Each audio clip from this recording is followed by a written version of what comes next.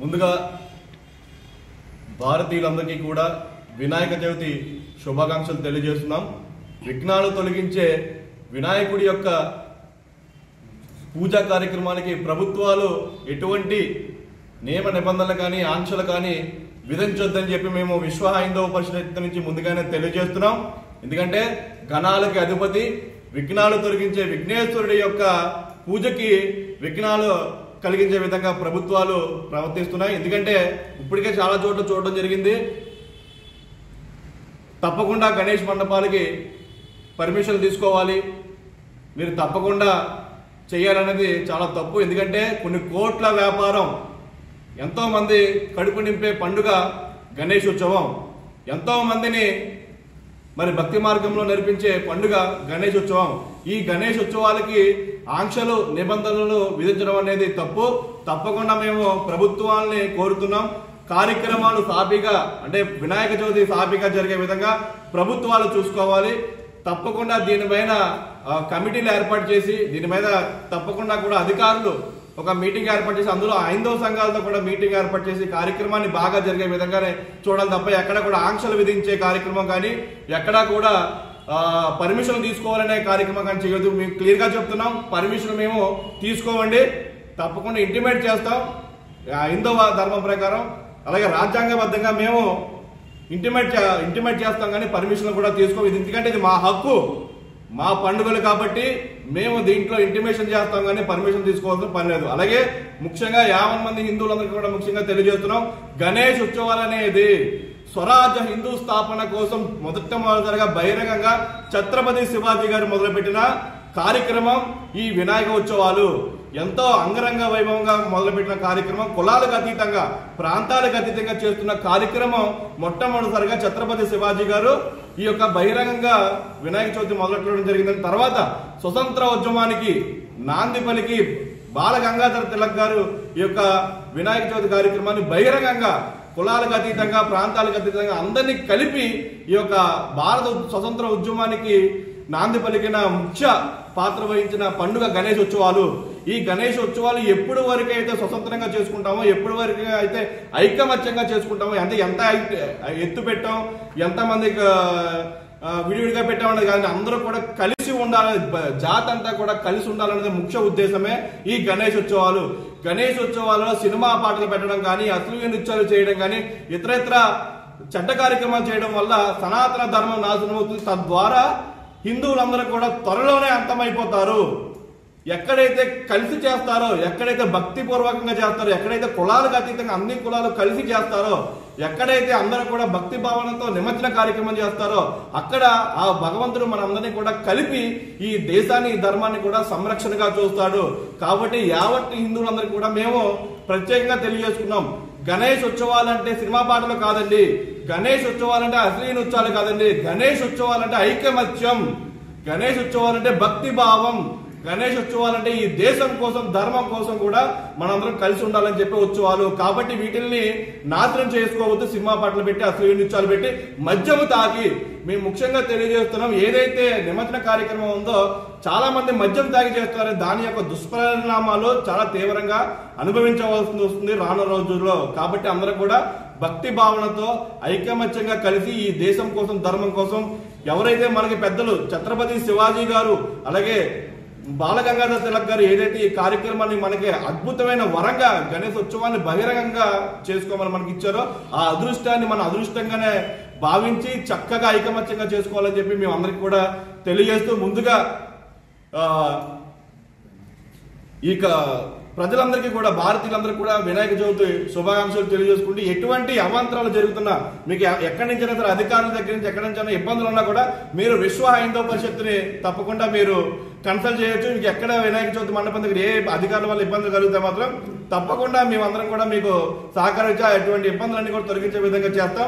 మా యొక్క నెంబర్ వచ్చి 9381244348 ఫోన్ చేసినట్లయితే తప్పకుండా మీరు ఎక్కడైతే సమస్య ఈ కాకినాడ జిల్లాలో ఎక్కడైతే సమస్య వస్తుందో అక్కడ ప్రతి చోట కూడా మేము మీకు అందుబాటులో ఉంటాం. తప్పకుండా ఇది కూడా క్లియర్ గా చెప్తున్నాను, ఎవరైతే సాంప్రదాయబద్ధంగా చేస్తారో వాళ్ళకి మాత్రమే మా అండదండలు ఉంటాయి. సినిమా పాటలు పెట్టి అశ్లీల నృత్యాలు పెట్టి ఎవరైతే మద్యం తాగే కార్యక్రమాలు చేస్తారో అక్కడ మేము ఎట్టి పరిస్థితుల్లోనే రాము, వాటిని మేము వ్యతిరేకిస్తున్నాం. తప్పకుండా ఆధ్యాత్మిక కార్యక్రమాన్ని చేయండి. ఛత్రపతి శివాజీ గారి స్ఫూర్తి, అలాగే మన బాలగంగాధర స్ఫూర్తి గారిని చేసి ప్రతి గణేష్ మండపాల్లో ఛత్రపతి శివాజీ గారి ఫోటో, బాలగంగాధర తిలక్ గారి ఫోటో కంపల్సరీ ఉంచండి. వారి యొక్క మన ధర్మం కోసం చేసిన, స్వతంత్ర ఉద్యమం కోసం చేసిన స్ఫూర్తిని, వాళ్ళు చేసిన ఉద్యమాలని, వాళ్ళు చేసిన పోరాటాలని పిల్లలందరికీ కూడా సమాజానికి తెలియజేయాలి. ఎందుకంటే నేటి సమాజానికి ఎవరికి కూడా ఛత్రపతి శివాజీ గారన్నా బాలగంగాధర తిలక్ గారన్నా కూడా ఎవరికి తెలియదు. అసలు గణేష్ ఉత్సవాలు ఎందుకు నిర్వహించుకున్నావో తెలియలేదు. 9 రోజులు సినిమా పాటలు పెట్టో లేకపోతే అశ్లీల ఉత్సవాలు పెట్టుకోవడం, మద్యం తాగడం కానీ అనుకున్నారు. కాబట్టి ఇవన్నీ కూడా పోవాలి. ఆధ్యాత్మికంగా భక్తి భావంతో ఈ కార్యక్రమాన్ని నిర్వహించుకోవాలని చెప్పి మీ అందరికీ కూడా ప్రత్యేకంగా తెలియజేసుకుంటూ జై శ్రీరామ్, भारत माता की जय, जय बोलो गणेश महाराज की, जय बोलो गणेश महाराज की, जय बोलो गणेश महाराज की। అందరికీ వినాయక చవితి శుభాకాంక్షలు. అందరికీ జై శ్రీరామ్. ఈ సంవత్సరం 27వ తారీఖు బుధవారం నాడు చక్కగా వినాయక చవితి ప్రారంభమవుతోంది. అక్కడి నుంచి కూడా 9 రోజులు పెట్టు మనం వినాయక చవితి నవరాత్రోత్సవాలు జరుపుకోవచ్చు. అదేవిధంగా ఈ సంవత్సరం మరి 7వ తారీఖున చంద్రగ్రహణం ఏర్పడుతోంది. కావున 9వ రోజు కానీ లేదా 11వ రోజు కానీ ప్రతి మండపం దగ్గర కూడా స్వామివారిని ఊరేగింపుగా తీసుకెళ్ళి ఆ రోజు నిమజ్జన కార్యక్రమాన్ని కూడా పూర్తి చేసుకునే విధంగా ముందుగానే ఏర్పాట్లు చేసుకోండి. అదేవిధంగా ఎందుకంటే మనకి 7వ తారీఖున చంద్రగ్రహణం ఏర్పడుతోంది. గ్రహణం ప్రారంభం కాకముందే మనకి నవరాత్రి అంతా కూడా పూర్తి అయిపోతుంది. 9వ రోజు లేదా 11వ రోజున కానీ ఈ ఊరేగింపు నిమజ్జన కార్యక్రమం అంతా కూడా చక్కగా పూర్తి చేసుకోండి.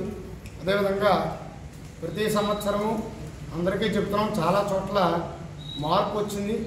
కానీ కొన్ని చోట్ల ఎంత చెప్పినప్పటికీ కూడా మార్పు రాకపోవడం అనేది చాలా విచారకరం. అంటే వినాయక చవితి అనగానే ఏదో తాగడానికి, అశ్లీల నృత్యాలు చేయడానికి అనే విధంగా మన వాళ్ళు చాలామంది ప్రవర్తిస్తున్నారు. అలా కాకుండా స్వామివారిని మనం 9 రోజులు అక్కడ నిలుపుకున్నాము అంటే మనం భక్తిగా పూజ చేసుకోవడానికి అందరూ కూడా సామూహికంగా ఆ రోజు కులం, మతం, ఫలానా కులం వాళ్ళు, ఫలానా వీధిలో వాళ్ళని కాకుండా అందరూ కలిసి మనం అక్కడ పూజ చేసుకోవడానికే స్వామివారిని నిలబెట్టుకున్నాం. మన వీధిలో పెట్టుకోవచ్చు లేదా సెంటర్లో పెట్టుకోవచ్చు, ఎక్కడ పెట్టుకున్నా సరే స్వామివారిని మనం భక్తిగా ఈ 9 రోజులు మనం పూజ చేసుకుందాం అనే ఉద్దేశంతోనే మనం స్వామివారిని నిలపడం జరుగుతుంది. కాబట్టి కేవలం ఉదయం, సాయంత్రం ఎవరికి వీలు కుదిరినప్పుడల్లా స్వామివారికి భక్తితో పూజ చేయండి తప్ప సినిమా పాటలు కానీ వివిధ రకాలైన అశ్లీల నృత్యాలు, వెర్రి డ్యాన్సులతో కాకుండా స్వామివారిని భక్తిగా ఆ యొక్క స్వామివారి అనుగ్రహం మనందరి మీద ఉండాలి. చక్కగా మనం బాగుండాలి, మన కుటుంబం బాగుండాలి, మన గ్రామం బాగుండాలి, మన దేశానికి ఎటువంటి ఇబ్బందులు లేకుండా చక్కగా మన దేశం అంతా కూడా బాగుండాలనే ఉద్దేశంతో ఈ 9 రోజులు చక్కగా పూజ చేయండి. అదేవిధంగా ఊరేగింపు చేసే రోజున చాలా దారుణంగా సినిమా పాటలతోని, అదే రకంగా ఈ మద్యం సేవించి అనేక రకాలైన విధాలుగా స్వామివారిని ఊరేగింపు చేసి నిమజ్జనం చేయడం అనేది అది శాస్త్రానికి విరుద్ధం. శాస్త్రానికి విరుద్ధమైన పనులు చేస్తే దాని ప్రభావం ఎలా ఉంటుందన్నది తర్వాత మనకు తెలుస్తుందండి. ఎందుకంటే శాస్త్రం ఒక రకంగా ఈ పూజ చేయాలంటే మనం ఆ రకంగానే శాస్త్ర ప్రమాణంగానే పూజ చేయాలి. అలా కాకుండా మనకు నచ్చినట్టుగా వెర్రి తలలు వేసినట్టుగా మనం ఈ రకంగా చేస్తే కనుక దాని ఫలితం మనం ఖచ్చితంగా అనుభవిస్తాం. అది వెంటనే వస్తుందా తర్వాత వస్తుందా అన్నది మన కర్మను బట్టి ఆధారపడి ఉంటుంది. కాబట్టి ఎవరు కూడా శాస్త్ర ప్రమాణంగా చక్కగా స్వామివారిని పూజ చేసుకుని శాస్త్ర విధానంగానే స్వామివారిని అందంగా నిమజ్జనం చేసి స్వామివారి యొక్క అనుగ్రహాన్ని అందరూ కూడా పొందాలి. ఆ స్వామివారి ప్రసాదం మనందరి మీద లభించాలి, స్వామివారి అనుగ్రహం మనకు కలగాలనే విధంగా ఈ యొక్క ఊరేగింపులు కానీ ఈ 9 రోజుల పూజలు ఇవన్నీ కూడా చక్కగా అందరూ కూడా చేసుకుని స్వామివారి యొక్క అనుగ్రహాన్ని పొందుతారని కోరుతున్నాం. ఖచ్చితంగా ఈ సంవత్సరం 9వ రోజున కానీ 11వ రోజున కానీ ఈ నిమజ్జన కార్యక్రమం అంతా కూడా పూర్తి చేసుకోండి. ఎందుకంటే మనకి 7వ తారీఖున గ్రహణం ఉంది. ఈ మనకి కుదరట్లేదనో, సెలవులు లేవనో, వేరే కారణాల వలన ఈ రోజుల్ని పెంచుకోవడం అన్నది కుదరని విధానం. కాబట్టి ముందుగానే శనివారంతో ఈ యొక్క కార్యక్రమాలని కూడా 11వ రోజుతో పూర్తి చేసుకోండి. ఎవరి అవకాశాన్ని బట్టి 9వ రోజున 11వ రోజున అంటే 7వ రోజున చేసుకున్న ఇబ్బంది ఏం లేదు, చక్కగా పూర్తి చేసుకోండి. శాస్త్ర ప్రకారంగా ఈ నిమజ్జనము పూజ అంతా కూడా చేసుకుని స్వామివారి యొక్క అనుగ్రహాన్ని పొందాలని కోరుతూ జై శ్రీరామ్. మన హైందవ సంప్రదాయంలో ఒక ప్రత్యేకత ఉంది. ఎందుకంటే భాద్రపద మాసం అనగానే వినాయక చవితి గుర్తొస్తుంది. కానీ ఆ కాలంలో ఓన్లీ మట్టితో చేసిన వినాయకునే పూజించాలి. ఎందుకంటే పర్యావరణం చూసుకోవాలి.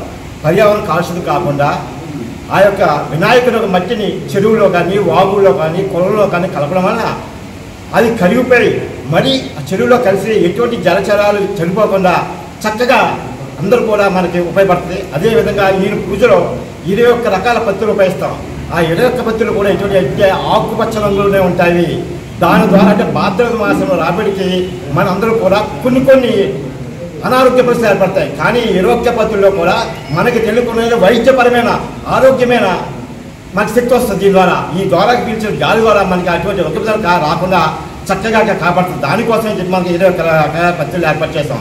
ఆ విధంగా అందులో భాగంగానే వినాయకుని కూడా మట్టితోనే చేయాలి. అది కూడా జిగురు మట్టితో చేయాలి. వినాయకుని బట్టి చేసేటప్పుడు ఆయన 3 అడ్డునామాలు ఉండి మధ్యలో బుట్టు ఉన్న వినాయకుడు మాత్రమే మన పూజ ఉపయోగించాలి. అదేవిధంగా 4 చేతులు ఉన్న వినాయకుడు మాత్రమే మనం ఉపయోగించాలి. అది మన పద్ధతి సాంప్రదాయం. ఇదే మట్టిని మనం ఈ విధంగా వినాయకుడు ఉపయోగించాలి. ఆయన ఎప్పుడైతే మానవ శరీరం ఆయన జన్మించిన తర్వాత మట్టిలో కలిసిపోతుంది. అలాగే మట్టి వినాయకుని కూడా ఆ విధంగానే వైభవంగా మనం పూజించిన అచ్చిపాలకు మట్టిలో కలిసి కోసం మనం పెద్ద విధంగా ఏర్పాటు చేసిన ఈ యొక్క గొప్ప సాంప్రదాయం. ఇది రాష్ట్ర హైందవ కార్యదర్శిగా మనకు తెలియజేస్తున్నాం. జై శ్రీరామ్.